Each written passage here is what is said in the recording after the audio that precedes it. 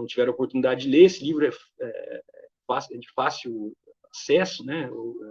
Vale a pena, né? O Bob ali nos anos 60, pensando algumas questões ligadas à questão dos direitos humanos, né? Dos direitos fundamentais. Ele tem um ponto que é bastante interessante, né?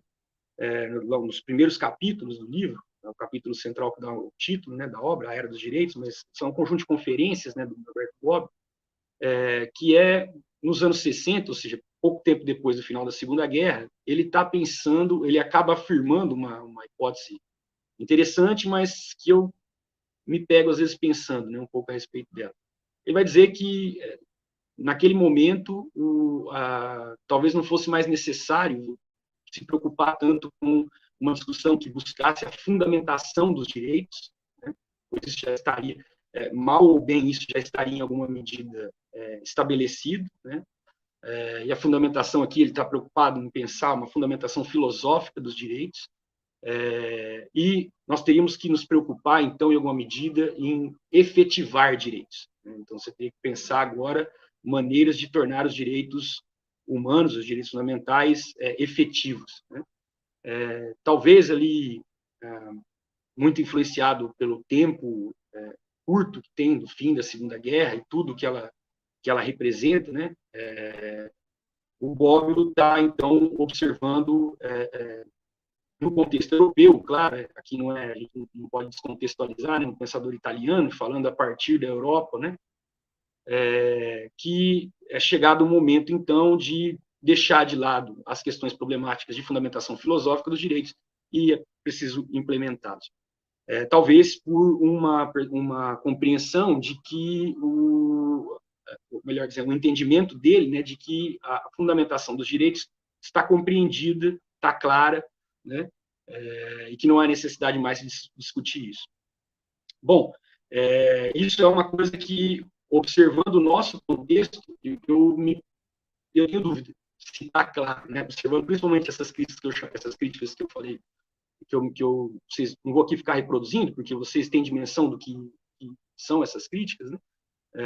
Mais rasteiras, elas me parecem, quando a gente leva um pouco mais a sério, elas apontam, me parece, para um contexto que não permite essa conclusão, né? Que essa fundamentação dos direitos, que a ideia de direitos não está clara, né, em algumas perspectivas, né? Então, me parece que esse passo, né, com relação à ideia de fundamentação ainda é necessário. Então, a gente começaria, então, a se preocupar, não sei se retomar como um todo toda a tradição, né, ocidental, que se tem como tradição ocidental, ainda eurocentrada, né, na fundamentação dos direitos, mas perceber que, dentro dessa conjuntura de análise da necessidade de fundamentação, então, que os seres humanos teriam direitos que são naturais, né, cuja fundamentação se encontra num espectro daquilo que se convencionou chamar de direito natural, né, ou de, se a gente for para o mundo grego antigo, de lei natural, né? Na verdade, eu costumo brincar, claro, seriamente, nas minhas aulas, chamar a atenção dos meus alunos, das minhas alunas, que nós podemos, se quisermos fazer esse diálogo com a tradição filosófico-política do Ocidente, a ideia de um direito ou de uma possibilidade de afronta a um comando da autoridade no tempo seria para nós uma herança de Antígona, né? Todo mundo aqui já pelo menos ouviu falar, acredito eu, né, dessa peça clássica do Sófocles. E o que é curioso a gente pensar essa herança de Antígona.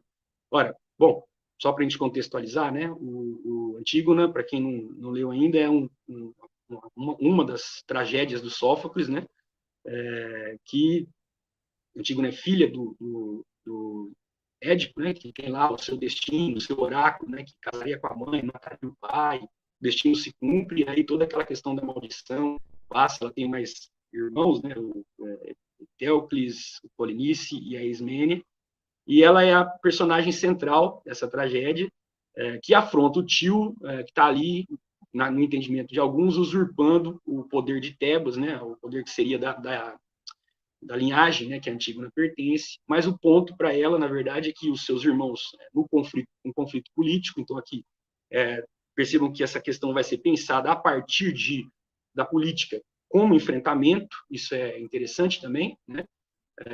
Eles se matam nos portões de Tebas e o Creonte, então, estabelece o comando de que aquele irmão dela, que tinha saído da cidade e voltou para contestar o seu governo, ele deveria servir de exemplo, né? Então ele ficaria insepulto para que servisse de exemplo àqueles que fossem se rebelar. E o que eu acho interessante chamar a atenção, apesar de ser um texto, né, grego, eurocêntrico, tem várias perspectivas que nós podemos, né, a perspectiva da crítica decolonial, a gente vai falar um pouquinho das críticas logo mais. Mas aqui eu acho curioso porque o Antígona é uma mulher, né? Então, assim, nós começaríamos podendo pensar os direitos humanos pela contestação, ou pela desobediência do levantar a voz de uma mulher que diz não ao comando da autoridade da cidade, né? Então, aqui nós teríamos já alguns elementos, né, nessa peça da dramaturgia grega. Então, no movimento aí que nós podemos também pensar o estudo dos direitos humanos pela via da literatura, que é algo muito interessante, né? Cuja personagem central é uma heroína, né? Não é, aqui você não está diante, por exemplo, do Aquiles ou do Heitor, né? Quando você vai ver os textos do Homero lá cantando, né? O mito do herói aristocrático grego, né? Não, aqui você tem a questão da linhagem, tudo mais, e não é, você tem a voz de uma mulher que é uma desobediente, né? Ela, no fundo, afronta o comando do Creonte, dizendo, olha, não, até onde conheço, não há uma legalidade na esfera do Nomos, na ordem de Zeus, né, que justifique isso que você está fazendo e que me proíba de garantir os ritos fúnebres ao meu irmão. Né? Então, uma disputa que envolve, então, uma questão que envolve a disputa política, né? Então, e um modelo de justificação, de fundamentação dos direitos, que vai colocar isso aí depois, né, vai passar para nós aí, na linguagem mais moderna, num confronto entre o direito natural e o direito positivo, o direito temporal, né, a lei temporal.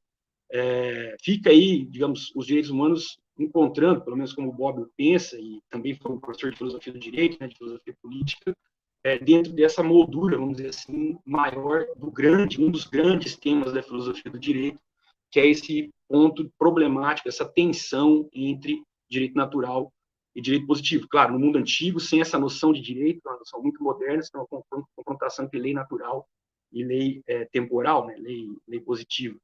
Então, aqui, essa imagem que eu estou chamando aqui de herança de Antígona, eu acho ela bastante rica, né, no sentido que ela pode nos ajudar ainda hoje a perceber algumas questões, né, que pelo menos deveriam ser caras, ou que pelo menos discursivamente são muito caras ao Ocidente, né? A ideia de que a todo ser humano é garantido uma forma de algum direito, né, reconhecimento da sua existência, que no caso até quando o irmão da Antígona vem a falecer no enfrentamento político, isso não retira dele a condição de um cidadão a quem deve ser resguardado o direito dos ritos fúnebres, no caso que ela está reivindicando ali. Tem uma questão, como eu disse, da própria Antígona ser uma heroína e que luta, vamos dizer assim, para que a sua voz seja escutada, né, para que todos possam ouvir o que ela tem a dizer no que diz respeito à necessidade de reconhecer os direitos do seu irmão, né, que daria aqui para nós uma possibilidade de pensar na chave de que o imaginário grego antigo tem toda aquela questão das mulheres, né, não terem voz, não terem participação na esfera pública, e o dramaturgo está tensionando, me parece, o Sófocles, né, essa questão quando coloca no centro uma mulher, uma figura feminina como heroína dessa tragédia, que fala, então, em termos de desobediência. E aí nós teríamos aqui uma outra possibilidade, que inclusive é um dos pontos que o Norberto Bobbio vai analisar no final, né, do livro. Ele vai tocar nos temas que envolvem o direito de resistência e a desobediência civil, que até pelo menos o século XVIII são encarados como direitos humanos, né, que dizem respeito à possibilidade, inclusive, de se assassinar um tirano, né, a justificação, inclusive, do tiranicídio. E é curioso como essa temática ela vai, após o século XVIII, se retirando, sendo retirada de cena, né? Você tem, por exemplo, nas faculdades de Direito, pelo menos as que eu conheço aí, alguns espaços que ainda dialogam com essa perspectiva da desobediência civil, do direito de resistência, mas, por mais que você tenha no cenário político, do enfrentamento político, muitos silenciamentos, apagamentos, que são vidas humanas que resistem, que desobedecem, né, o tempo inteiro, esse tema ele não digamos, tido como algo, pelo menos não é colocado mais como algo importante, muitas vezes sequer é mencionado, né, em alguns espaços. Então, me parece que essa questão envolve, por exemplo, pensar a própria ideia mesmo, que o direito também não, pelo menos as faculdades de direito que eu conheço, né, muitas delas, a sua grande maioria, não estão preocupadas mais em pensar a questão da revolução, que colocam coisas como nos livros aí mais elementares, né, vamos dizer assim, poder constituinte originário, como algo que é ilimitado ou limitado por si mesmo, e fático, como se fosse alguma coisa que viesse do céu, quando no fundo você está, no mínimo, pelo menos na dogmática constitucional, você reivindica aí uma herança também dos processos revolucionários liberais do século XVIII, a Revolução Francesa, a Revolução Americana. Né? Então, isso é um movimento fortemente político, né? Não só de contestação, mas de derrubada de uma estrutura, uma arquitetônica do poder, que envolve aí, na França, a monarquia absoluta, os Estados Unidos, o rompimento com a coroa inglesa, né? Se não se guilhotinou monarcas dos Estados Unidos porque tem um Atlântico no meio, né? Mas o ponto é pensar que essa relação entre direitos humanos e política, ela está, me parece aqui, a gente retomando essa perspectiva, né, de fundamentação, ela está visível aqui, né, e chega até nós, inclusive, para pensar a ideia mesma do que é uma Constituição, e o que nos ajudaria a compreender por que, né, nós temos ali o reconhecimento nos documentos constitucionais. Na primeira aula, o professor Vinícius, o professor Vanderlei e a colega que falou junto deles, agora me fugiu o nome, eles trataram disso, né? Os rolos de direitos, o artigo 5º, eu lembro que a colega falou bastante do artigo 3º da Constituição Federal de 88, né? Então, dá importância, né, a essas questões que envolvem a fundamentação do ponto de vista da história das ideias políticas, ou da filosofia política, da filosofia do direito e do direito constitucional, nos permite, talvez, retomar uma certa tradição que eu penso importante para a gente nesse momento, né? Claro, não, digamos, pensar só em questões de fundamentação. Acho que o Bobbio tem uma hipótese interessante ali. É preciso efetivar direitos, né? E isso acho que a gente já tem nos documentos constitucionais, na Constituição de 88, muitos direitos, né, reconhecidos e que precisam justamente de fundamentação. O ponto eu sei que aqui a gente combinou um tempinho, então eu não vou me alongar muito isso aqui, que me traz assim uma reflexão também, tentando amarrar as coisas aqui, é que, bom, o curso aqui é interessante também por essa perspectiva de tentar uma educação em direitos humanos, né? Tratar um pouquinho dessas dimensões históricas, filosóficas, né, políticas, mas talvez se perguntar também que espécie de educação que nós temos para pensar essa dinâmica dos direitos humanos, né? Inclusive quando a gente vai pensar em termos de educação jurídica. E eu conversava aqui, antes de começar, com o pessoal, falando que, quando me veio o convite, me ocorreu de retomar uma perspectiva, por exemplo, que o Duncan Kennedy, que é um professor de Harvard, né, Faculdade de Direito de Harvard, ele coloca que os Estados Unidos, para ter um modelo aqui, né, como a gente gosta, às vezes, de olhar para os Estados Unidos aqui, ele teria um modelo de educação jurídica para a hierarquia. O que ele está pensando aqui?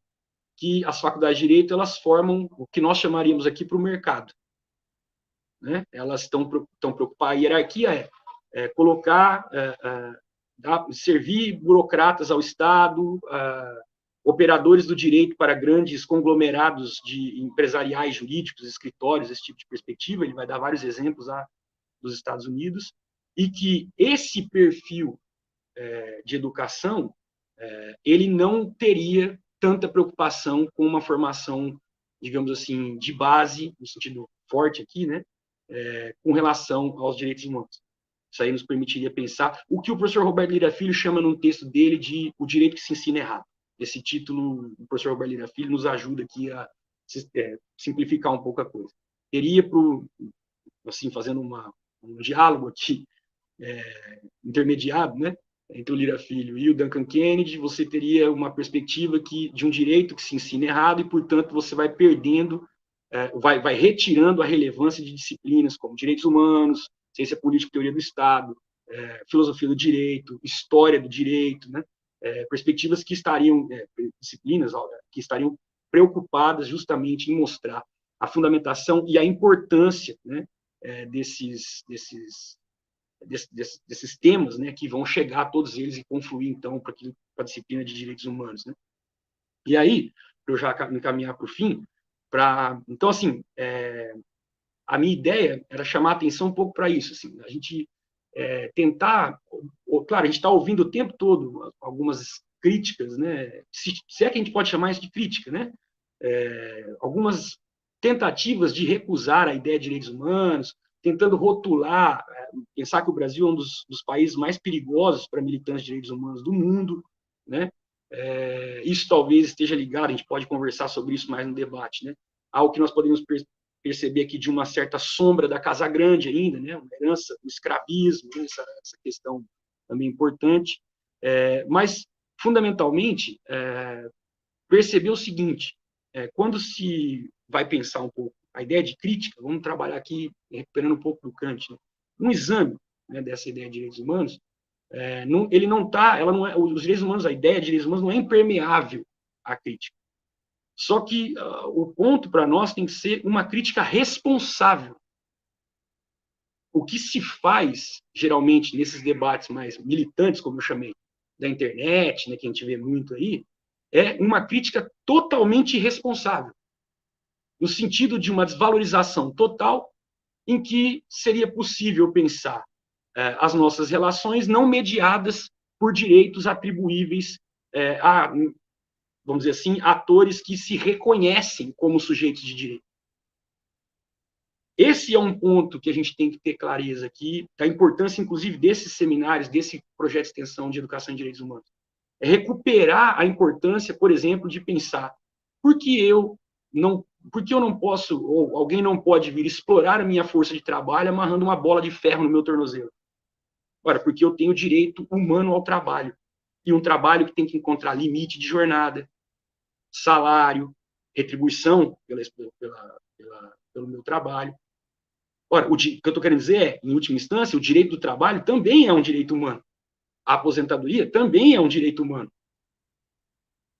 Então, aqui a gente tem que começar a ter um esforço de desconstruir mesmo a ideia ou pelo menos a assimilação fácil, né, as muitas vezes grosseira, da ideia de direitos humanos a apenas uma esfera, em especial a esfera criminal e um certo discurso punitivista, né, contrário aos direitos humanos, esse tipo de coisa.